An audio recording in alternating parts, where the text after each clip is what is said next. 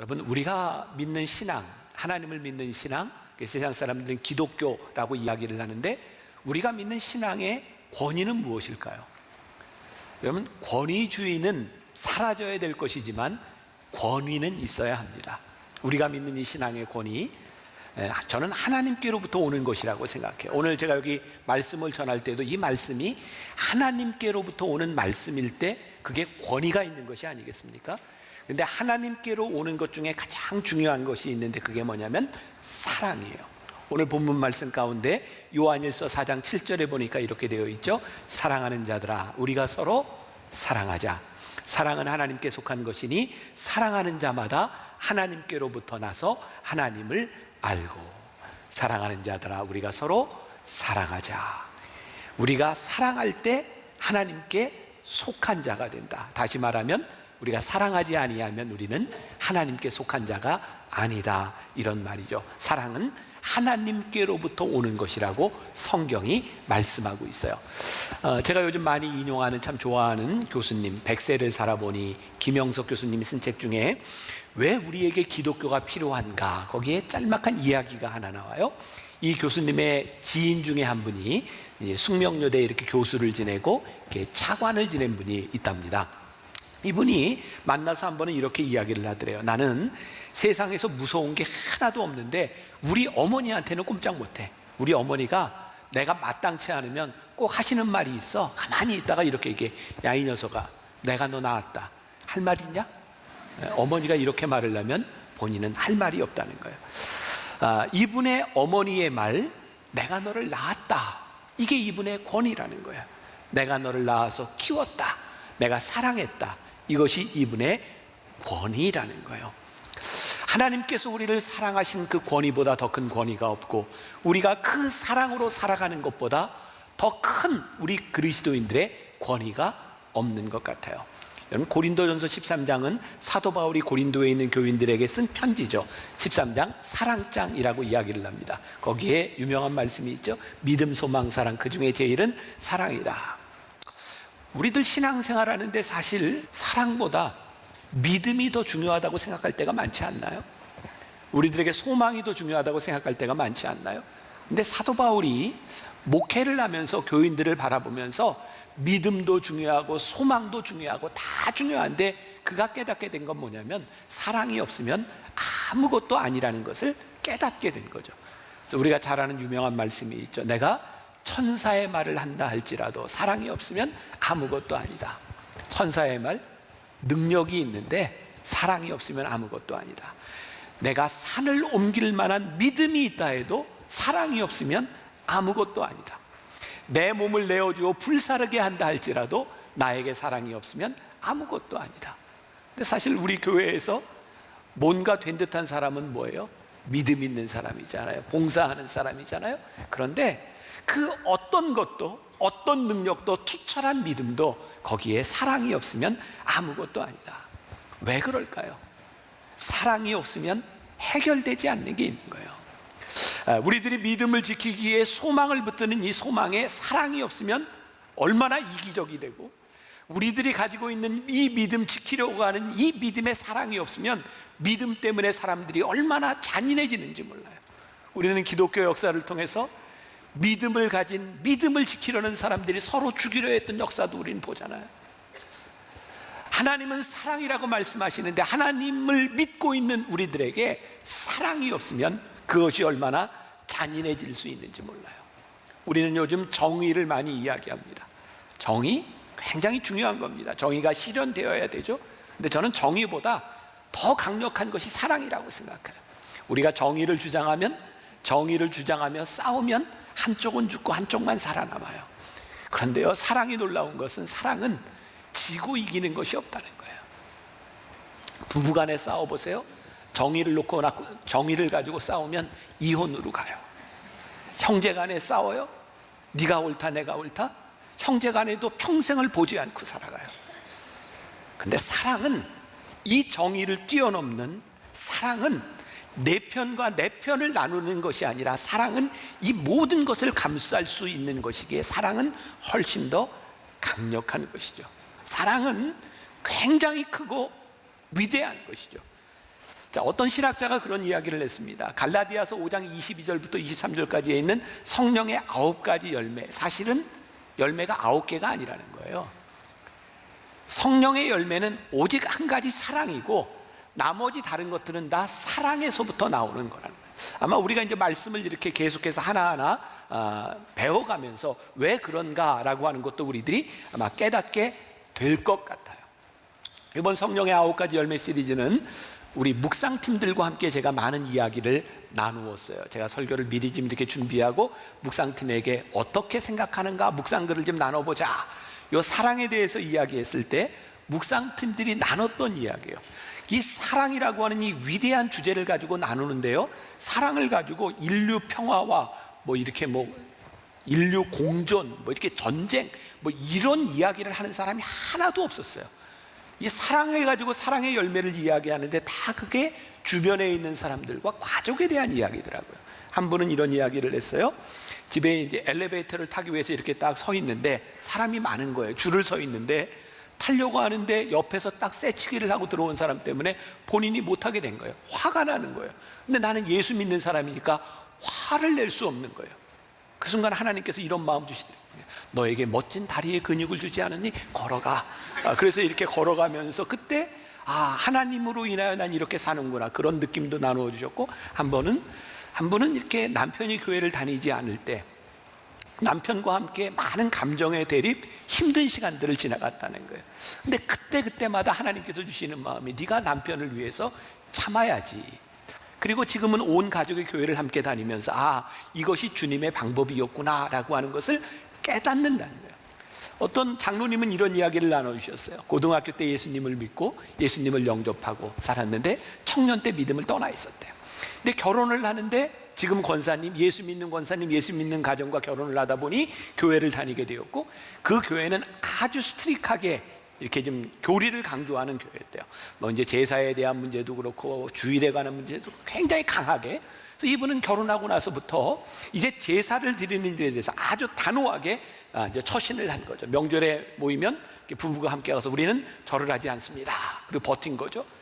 집에서 이렇게 용납을 해줬대요. 그런데 문제는 절을 하지 않는 것까지는 좋은데 이제 산소를 가자 그러는데 산소에 가면 거기서 또 젖을 내야 되니까 절을 해야 되니까 우리는 못 갑니다 라고 버텼는데 그 부모님과의 사이가 갈등이 생긴 거예요. 그러고 났는데 이분은 이제 집으로 간 게 아니라 어머님 집에 가서, 부모님 집에 가서 오실 때까지 집을 다 치워놓고 음식을 다 해놓고 기다리고 있었대요. 그때 부모님이 오셔서 이렇게 얘기를 하더라고요. 야, 너 어떻게 이렇게 할 수 있니? 예수 믿는 힘이 있니? 나도 한번 교회 다녀볼까? 그때부터 부모님이 교회를 다니기 시작했다는 거예요. 그런 이야기들이었어요. 사랑의 열매에 대한 이야기를 하면서 그들이 이야기했던 것은 옳고 그름에 대한 문제를 가지고 싸웠던 이야기가 아니라, 내 주장을 관철시키기 위해서 싸웠던 이야기가 아니라, 내가 하나님을 믿고 하나님의 사랑을 아는 사람이니 이 사랑으로 어떻게 살아가야 될까를 가지고 고민했던 이야기들을 하고 있었던 거예요. 오늘 이 사랑에 대한 이야기는 우리들이 함께 살아가는 우리 가족에 대한 이야기고 우리들의 삶에 대한 이야기인 거죠. 이 사랑의 정체성, 이 사랑의 능력은 무엇인가? 성경이 이렇게 이야기하고 있죠. 오늘 10절 말씀 같이 봅니다. 시작. 사랑은 여기 있으니 우리가 하나님을 사랑한 것이 아니요 하나님이 우리를 사랑하사 우리 죄를 속하기 위하여 화목제물로 아들을 보내셨습니다. 사랑은 여기 있으니, 우리가 하나님을 사랑한 것이 아니라 하나님이 우리를 사랑하사 우리 죄를 속하기 위하여 화목제물로 그 아들을 보내셨습니다. 이 사랑의 근원이 뭐예요? 하나님이 우리를 사랑하신 그 사랑이 여기 있으니, 하나님의 사랑이 여기 있다라고 말씀하고 있어요. 제가 오늘 말씀의 부제, 사랑이라고 하는 제목의 말씀의 부제를 누구도 피할 수 없는 요구라고 했는데, C.S. 루이스라고 하는 유명한 변증 신학가가 이런 말을 했습니다. 우리는 에로스에 의해 태어나고, 에로스는 아시죠? 스토르게에 의해 양육되고, 스토르게는 양육하는 부모의 사랑이에요. 필리아에 의해 성숙되고, 형제 친구 간의 사랑, 그리고 아가파의 사랑으로 완성된다. 우리는 태어나면서부터 죽을 때까지 어떤 사랑인지는 모르지만 그 사랑과 관계되어 있어요. 그런데 오늘 우리들에게 이야기하는, 성경이 우리들에게 이야기하는, 오늘 요한일서 4장이 이야기하는 이 사랑은 아가페라고 하는 말이죠. 우리가 잘 아는 하나님의 사랑, 무조건적인 사랑을 우리들에게 이야기하고 있는 거예요. 자, 어느 책에 보니까 성령에 속한 사람이라고 하는 책인데 이 사랑을 설명하는 좋은 이야기가 하나 있어요. 여러분들에게 한번 설명을 해볼게요. 예전에는 그런 일이 종종 있었던 것 같아요. 이렇게 큰아버지, 작은아버지 이렇게 형제간에 있는데 한 집안에 아들이 없으면 그 집에 양자루 하나 줘, 그래서 주고. 옛날엔 그런 거 있었죠. 그리고 이게 뭐 얼마나 보편적일 수 있을지 모르지만 어떤 친한 친구 목사님 둘이 있었는데요. 한 목사님은 아들만 5이고요, 한 목사님은 딸만 있었대요. 둘이 친한데 어느 날 이야기하다가 아들이 5인데 나 하나 양자로 줘 그랬더니 목사님 그러지 뭐, 그래서 주기로 했대요. 그리고 주기로 하고 생각을 해봤는데 이제 문제는 집에 와보니 이 5 아들 중에 누구를 줄지도 고민이 되고 사모님하고 이제 해결해야 되는 문제도 있고, 어쨌든 5 아들이 쭉 자는 모습을 보면서 어느 아들을 줄까 심각하게 고민을 했대요. 책에 나오는 이야기예요. 큰 아들을 보는 순간 장남은 안 되지, 장남이니까, 이런 생각이 들더래요. 둘째 아들을 이렇게 보는데 이게 아들 중에 제일 똑똑한 아들이라 얘는 집에 놔둬야 될 것 같더래요. 셋째 아들을 보는데 이 셋째 아들은 이 5 아들 중에 자기를 닮아서 잘생긴 거예요. 나 닮은 아들을 줄 수는 없잖아요. 4번째 아들을 보니까 이 4번째 아들은 늘 병치레를 하더라고요. 마음이 아린 거예요. 얘는 내가 키워야지, 아픈데. 그리고 막내 아들을 보니까 막내는 못 주지. 그래서 아무도 줄 아들이 없다는 거예요. 그 순간 이 목사님에게 요한복음 3장 16절이 떠올랐대요. 하나님이 세상을 이처럼 사랑하사 독생자를 주셨으니. 하나님의 사랑이 이런 사랑이었구나. 여러분, 아가페의 사랑을 우리들이 이유 없는 사랑이라고 이야기하잖아요. 저는 새벽에 이 말씀을 묵상하다가 저에게 이유 없는 사랑만큼 이유가 많은 사랑이 없구나, 이런 생각이 들었어요. 잘 이해가 안 되죠? 저에게 어떤 말씀이 어떻게 묵상이 되었냐면, 아버지가 아들을 보면서 이놈은 장남이라 못 주고, 잘생겨서 못 주고, 아파서 못 주고, 이 아이를 무조건 사랑하는 이 아버지의 마음속에 무조건 사랑하고 포기할 수 없는 이유가 다 있는 거예요.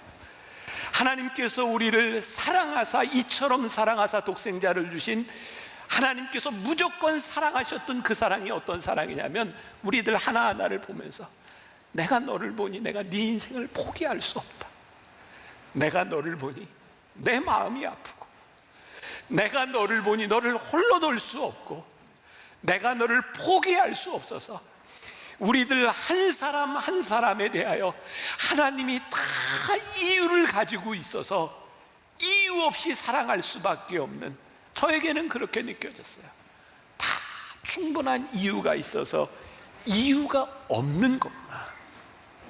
요한복음 13장 34절부터 35절까지 말씀이에요. 우리 같이 한번 봉독해 볼게요. 새 계명을 너희에게 주노니 서로 사랑하라. 내가 너희를 사랑한 것 같이 서로 사랑하라. 너희가 서로 사랑하면 이로써 모든 사람이 너희가 내 제자인 줄 알리라. 새 계명을 너희에게 주노니 서로 사랑하라. 내가 너희를 사랑한 것처럼 서로 사랑해라. 요즘 교회 안에서 이 사랑이라고 하는 말이 참 많이 사라져가는 것 같아요. 왜? 어렵고 힘들어요. 그런데 우리 예수님께서 말씀하셨던 게, 제자들을 3년 동안 데리고 다니시면서 말씀하셨던 게 뭐냐면, 너희가 서로 사랑하면 이로써 모든 사람이 너희가 내 제자인 줄 알리라. 오늘 사랑이 여기 있으니, 사랑이 하나님께 속한 것이니, 우리가 서로 사랑함을 통하여 하나님께 속한 자임을 알 수 있을 텐데, 어쩌면 우리가 이 사랑을 많이 잊고 살아가고 있는 것은 아닌가. 우리에게 요구하는 이 사랑, 우리를 사랑하신 하나님의 사랑에서부터 시작됐다. 자, 말씀을 조금 정리해요. 요한일서 4장 11절부터 12절까지를 읽어보세요. 자, 같이 봅니다. 시작. 사랑하는 자들아, 하나님이 이같이 우리를 사랑하셨은즉 우리도 서로 사랑하는 것이 마땅하도다. 어느 때나 하나님을 본 사람이 없으되 만일 우리가 서로 사랑하면 하나님이 우리 안에 거하시고 그의 사랑이 우리 안에 온전히 이루어지느니라.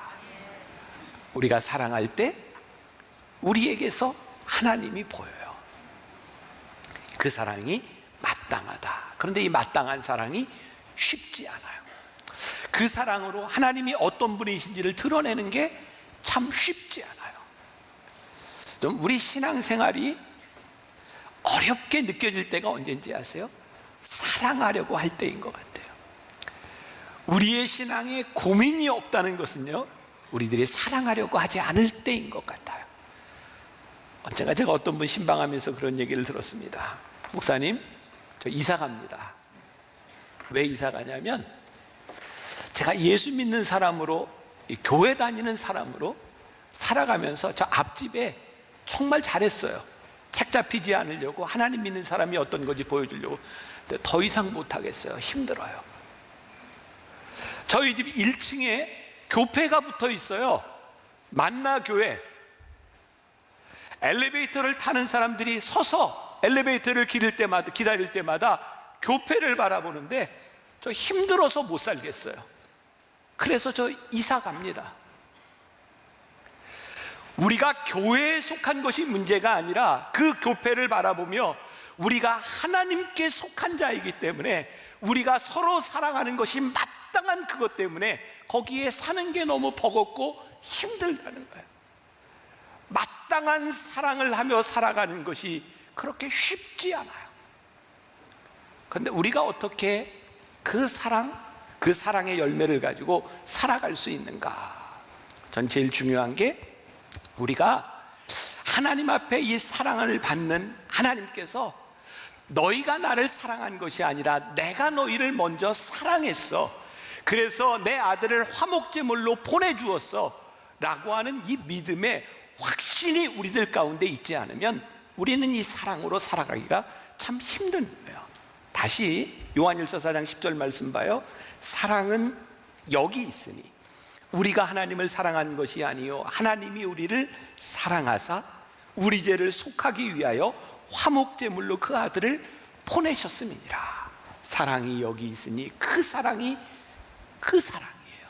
우리들에게 이 확신과 믿음이 우리들에게 있는가? 만나교회가 이제 거의 40년을 다 거의 이제 지나가고 있는데, 처음 개척 시절에 만나교회가 잠실과 송파 있던 시절에 저는 대학생이었어요. 그 당시 중고등학생들을 데리고 여름이면 이제 수련회를 이렇게 늘 갔던 기억이 있어요. 제가 지난 설에 집에서 옛날 이렇게 사진들 앨범들을 이렇게 보게 되었어요. 이거 지금 나이 드는 증거죠. 옛날 사진들 이렇게 보는데 그 사진 가운데 제가 대학교 때 찍었던 우리 교회 청소년부 아이들 데려가서 수련회 찍었던 제 사진이 있는데요. 제가 반바지를 입고 몽둥이를 하나 딱 들고 있는 사진이 있는 거예요. 이유가 애들이 얼마나 말을 안 듣는지, 그때 제가 이제 군기 반장이었던 것 같아요. 제가 뭐 때리고 이런 거 아니에요. 그냥 몽둥이만 들었던 거예요. 근데 애들이요 진짜 말을 안 들어요. 진짜 이건 뭐 지금 다 권사되고 그랬는데 옛날에 참 말 안 듣고, 그러니까 제가 이제 또 밤에 불침번을 쓰면서 지켜야 되는 거예요. 얘네들이 밤에 무슨 말썽을 부릴지 모르는 거예요. 그때 제가 이렇게 아이들을 이렇게 케어하는 방법 중에 하나가 밤에 이렇게 한 12시 무렵 됐을 때요, 제가 불침번을 쓰면서 제일 말썽 부리는 애 하나를 불러냈어요. 불러내서 제가 이런저런 이야기를 하면서, 선생님이 라면 끓여줄까? 옛날 캠프에서 라면 대단한 거잖아요. 그래서 라면을 다 끓여주고 그 아이한테 비밀이야 그리고 들여보냈어요. 그리고 그 다음 말썽 부리는 애를 또 불러냈어요. 그리고 제가 라면을 하나 끓여주고 비밀이야 그리고 또 들여보냈어요. 제가 그렇게 밤새 3명을 불러다가 라면을 끓여주고 들여보냈어요. 이제 아침이 돼서 이제 수련회 행사들을 시작하는데요, 라면을 끓여줬어도 말썽 부리는 놈은 또 말썽을 부리고 말을 안 들어요. 그때 제가 말썽 부리는 애를 보면서 참 내가 눈을 한번 윙크를 딱 한 거예요. 어젯밤 애들이요 쫙 어젯밤 저와 둘 사이에 라면을 끓여 먹었던, 참 흥미롭잖아요. 아무것도 아닌 것 같은데 그 밤에 있었던 너와 나의 비밀이 친밀감, 관계를 만들어내요. 우리들에게요, 하나님의 사람으로 살아가는데 진짜 중요한 게 있어요. 하나님께서 우리를 사랑하사 내가 너를 위해 내 아들을 화목제물로 주었어. 이게 우리들 속에서, 그렇군요 주님, 이게 우리들에게서 고백되고 그것이 우리들의 삶의 순간순간마다 생각날 때 그것으로 인하여 우리들이 사랑할 수 있는데, 이것을 잃어버리고 나니 이것이 우리들 마음에 없으니 사랑하는 것이 너무너무 버겁고 힘든 거죠. 오늘 여러분들에게 그런 도전을 주고 싶어요. 하나님과 우리들 사이에 그 사랑의 비밀이 있는가? 말씀을 준비하며 읽었던 이야기 중에, 이게 아마 내용이 꽤 오래전 이야기인 것 같아요. 여기에 나오는 그 숫자들을 보니까 미국에 한 의사가 있었어요. 중동에서 온 한 왕자를 이렇게 치료하고 수술하게 되었고요. 이제 왕자는 돌아가게 됐고, 이 의사는 그 왕자에게 이제 얼마 치료비를 이렇게 청구해야 되는 상황이 된 거예요. 제가 이제 오래된 이야기라고 생각하는 게, 여기에 있는 뭐 수술비가 뭐 5,000불 뭐 이렇게 나온 거 보니까 미국은 지금 상당히 이렇게 비싼데, 이거 얼마를 받아야 될까 고민하면서 이렇게 친구들에게도 물어보고 이러는데, 한 친구는 최고 한 5만 불까지 받아도 된다, 뭐 그 정도는 충분히 냈을 거야, 이렇게 얘기를 하는데, 이분이 이제 교인이라 이 상황을 담임 목사님과 상담을 했던 것 같아요. 목사님, 이런 상황인데 제가 어떻게 해야 될까요? 그랬더니 목사님이 아주 지혜로운 팁을 하나 준 거예요. 중동 왕실의 왕자들은 굉장히 이렇게 프라이드가 강하기 때문에 얼마를 내라 그러면 기분 나빠할 수도 있으니 청구서를 보낼 때 이렇게 보내라는 거예요. 왕자님의 신분에 합당하게 지불하시면 됩니다, 이렇게 보내라는 거예요. 그때 그렇게 보냈더니 글쎄 그 왕자가 생각했던 것보다 훨씬 더 많은 7만 5천 불을 이제 병원비로 보냈던 거예요. 너무 기뻐서 목사님께 전화를 했더니, 목사님 그렇게 보냈더니요 7만 5천 불을 보내왔어요. 그랬더니 목사님이 이렇게 축하를 해주고, 며칠 있다 이 목사님께로부터 이 의사에게 편지가 하나 갔어요. 거기에 이런 글이 적혀 있었대요. 형제님, 당신은 하나님의 아들입니다. 하나님의 아들의 신분에 합당하도록 감사헌금을 하세요. 이렇게 갔대요. 여러분, 우리가 그냥 할 수 있는 일이 있고 우리의 신분에 합당하게 할 수 있는 일이 있어요.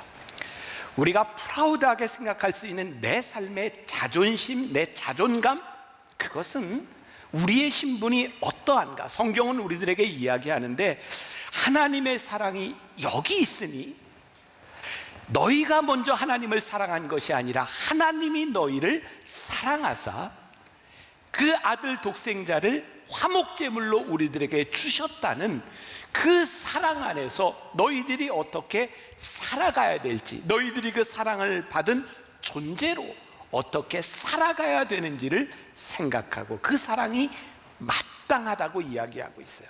자, 오늘 11절 말씀에 보니까, 사랑하는 자들아 하나님이 이같이 우리를 사랑하셨은즉 우리도 서로 사랑하는 것이 어떻게 해요? 마땅하도다. 마땅하도다.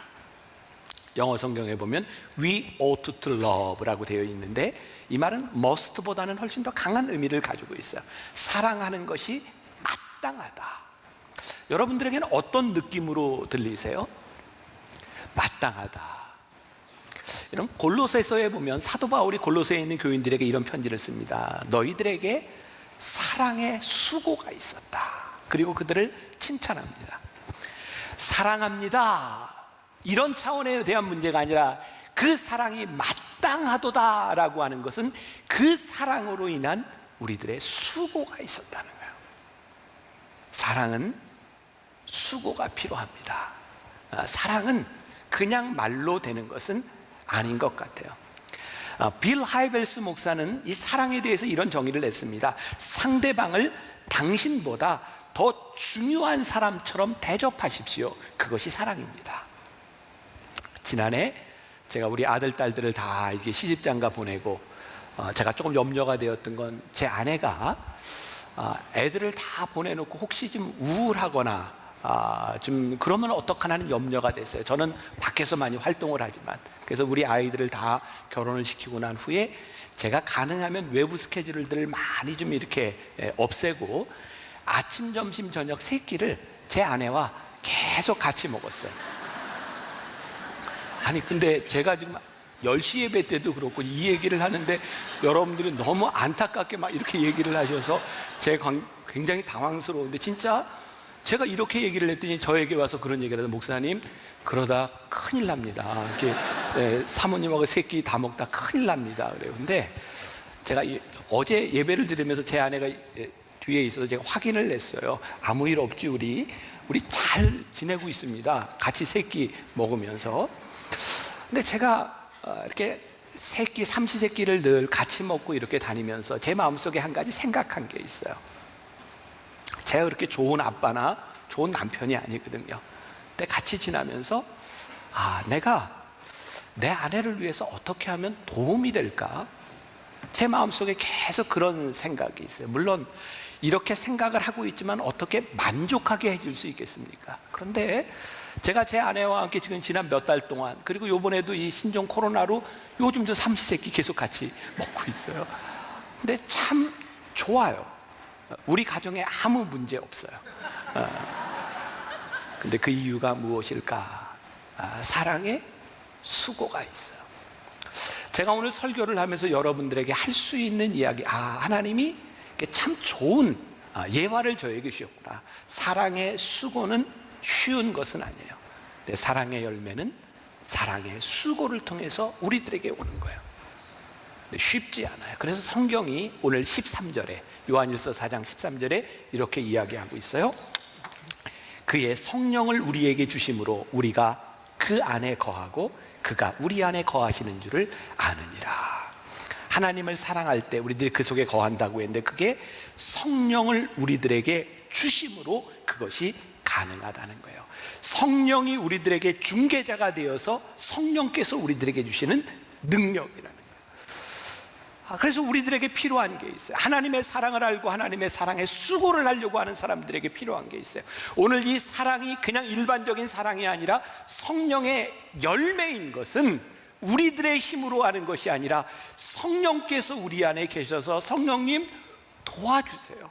주님, 내 마음대로 내 이기적인 내 생각에 대한 사랑이 아니라 성령님께서 우리 안에 주셔서 성령님께서 보게 하시는 그 사랑으로 보게 해주세요.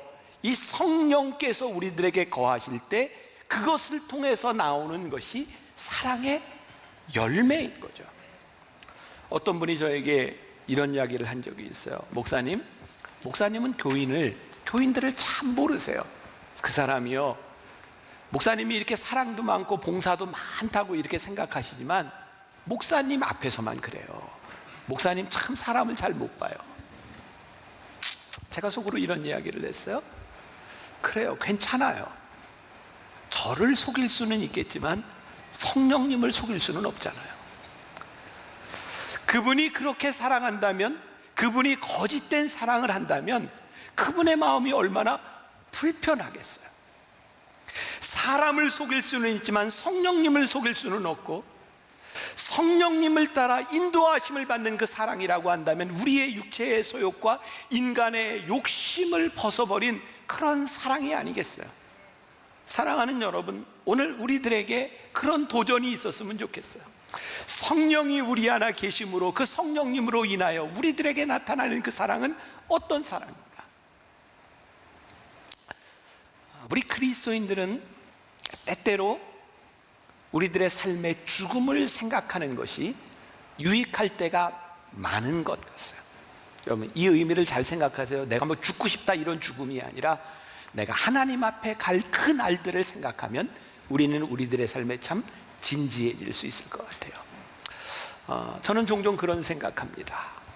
제가 죽었을 때, 제가 목사니까 우리 교인들이 조문을 오지 않겠습니까? 오실 거죠? 네. 그때 교인들이 저를 생각할 때 어떤 생각을 할까? 만나교회 담임 목사? 그 목사님은 열정이 있었어. 그 목사님은 꿈이 참 많았어. 그래, 그 목사님은 성공한 목회자야. 여러 가지로 저에 대한 수식어들이 가능하겠지만 그때 제 마음속에 소원이 생겼어요. 하나님, 우리 교인들이 저의 죽음 앞에 서 있을 때 저를 바라보며 우리 목사님은 우리를 참 사랑하셨어, 그렇게 말할 수 있으면 저는 너무 행복할 것 같아요. 제가 목회를 하면서 제가 살아오는 동안 나를 기억했던 사람들이 내가 그분으로 인하여 사랑을 받았어 라고 생각한다면 우리는 얼마나 참 복된 사람일까. 여러분들의 인생에 가장 복된 일, 우리가 성령의 열매를 맺고 살아가는 우리들에게 우리를 생각하는 그 누군가가, 그 사람은 참 사랑이 있는 사람이었었어.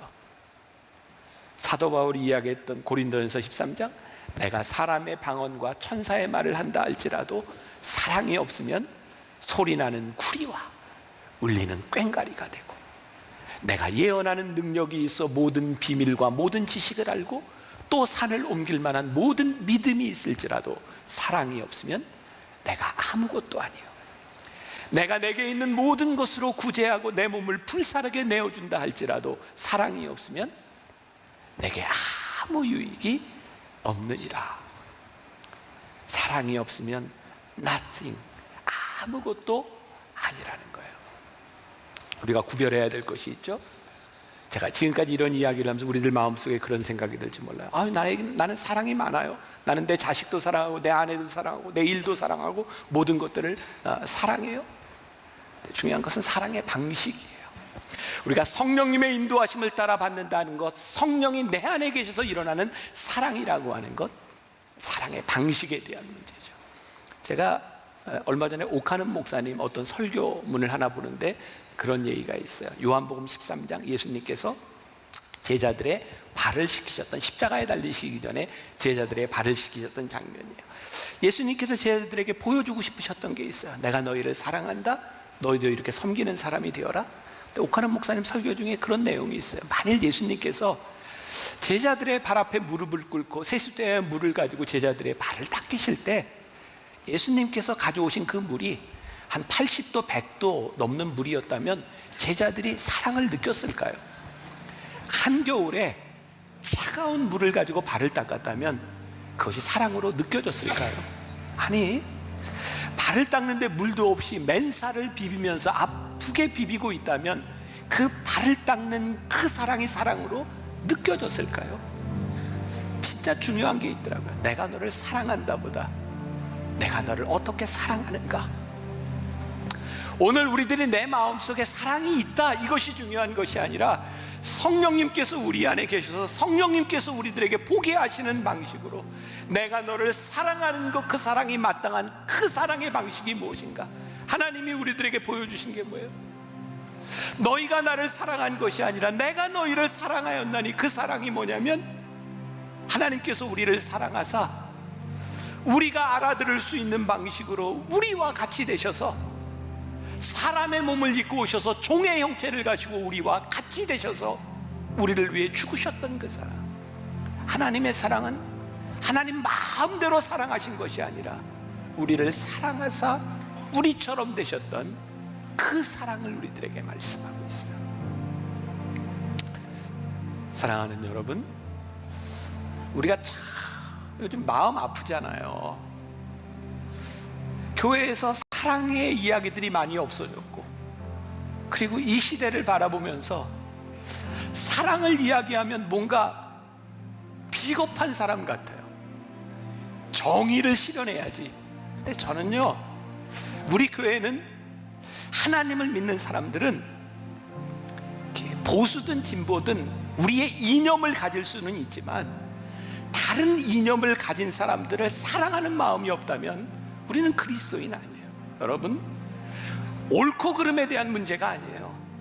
우리 나라와 민족을 위해서 우리들이 기도해야 되고 서로를 감싸야 되고, 여기 함께 예배하는 우리 공동체가 하나님의 사랑으로 인하여 서로 사랑하지 않는다면 우리에게서 어디에서 하나님의 모습이 나타나겠어요? 아주 신앙의 본질적인 핵심이 어디에 있냐면 하나님이 우리를 사랑하셨대요. 그러니 너희도 서로 사랑하는 것이 마땅하도다. 쉽지 않아요. 사랑의 수고가 필요해요. 오늘 여러분들 이제 다 예배를 마치고 여러분들의 삶의 자리로 지나가서 한 주간을 살아갈 때 여러분들에게 그 사랑의 수고가 있기를 주님의 이름으로 간절히 축원합니다.